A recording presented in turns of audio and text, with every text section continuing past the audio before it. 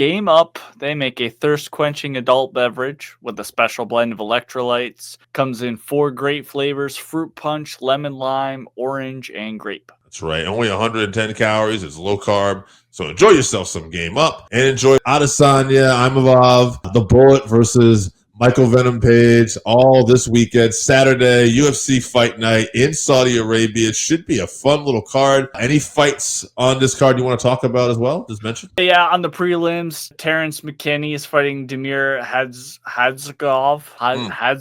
Terrence McKinney is always fun, whether he's knocking people out or getting knocked out. Always an exciting fight to watch. And then for us, Zahim is fighting Mike Davis. That's a good matchup on the prelims. And then on the undercard, on the main card, Sergey Pavlovich versus Jairzinho Rozenstruik.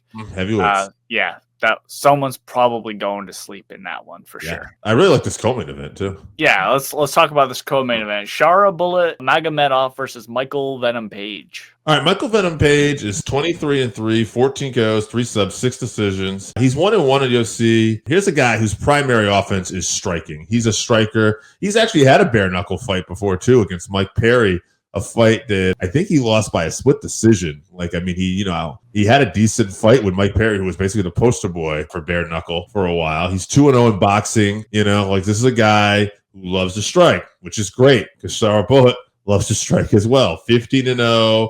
I think he was a Russian Muay Thai fighter champion as well. 15-0. That has no wrestling. Right. Neither one of these guys. This is going to be a stand-up. It has no choice but to be that. He's only had 3 decisions in his career. He's 4-0 in the UFC. Of those 4 fights, he's had a fight of the night, and 2 of them have been performance of the night. So this should be a fun fireworks fight. It's funny. I would have said before Sharbo's last performance, I would have probably favorite MVP a little bit here, but momentum's important. Sharbo has that momentum. I think maybe I favor him slightly, but I'm going to go with Michael Venom Page still. I think this is going to be a fun one that could go either way. I'll say Michael Venom Page by decision because I don't think he'll be able to put him away. I'll say it's going to be a fun fight. Could be fun tonight. Shara beat some good guys. That Armin Petrosian win was good with that spinning back fist one way and then spinning back fist the other way and knocked him out with that. But he's never fought anyone the style of MVP, and that's always the issue with these guys that fight MVP is he has such a difficult style that leaping in and out, the karate point fighter style. Sure. So it's a very interesting matchup, very difficult to tell. I think MVP is going to land on him a lot early on, but if he gets tired and gets countered, he could be in big trouble because Sharbola is explosive and very creative himself, but I don't think MVP is going to be in range to get hit that much. So I flipped back and forth on who I think is going to win this a lot, but I think I agree with you. I'm going to pick MVP just because he's so hard to land on. So MVP by decision. I agree. Sharbola is probably not getting put away. Yeah, I think we all agree with it. Actually, I'll say this too. If someone is getting put away, it probably is MVP. Yeah. Yes. I agree with you. Too. All right. Probably another interesting striking match in this one, the main event. Israel Adesanya versus Nasruddin Imavov. Yeah, Imavov has momentum going to this. That's the big thing, I think, here. Imavov is 15-4-1, 6 KOs, 4 subs, 5 decisions. He's won 3 in a row. He's won 6 out of his last 8. His only loss was to Sean Strickland several fights back, and he had a no contest with Chris Curtis because they butted heads. He's coming off of wins over Jared Cannonier, so he's getting some of the biggest wins in his career and all that momentum. Whereas Adesanya, on the other hand, is 24-4, 16 KOs, 8 decisions. He's lost 3 out of his last 4. Don't get me wrong. Those losses are to Alex Pereira, a loss that he would avenge, Sean Strickland, the former champion, and the current champion, DDP. So it is interesting.